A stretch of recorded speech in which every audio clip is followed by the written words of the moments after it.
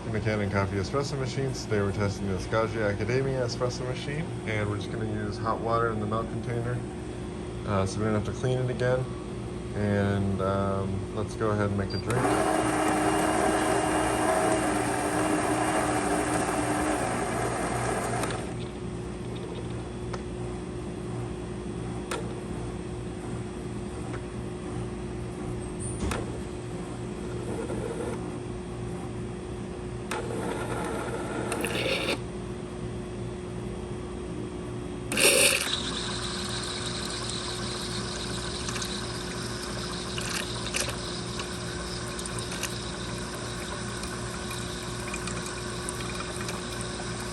You can see it's pumping the water through the milk container just like it's supposed to. And then it'll make a shot.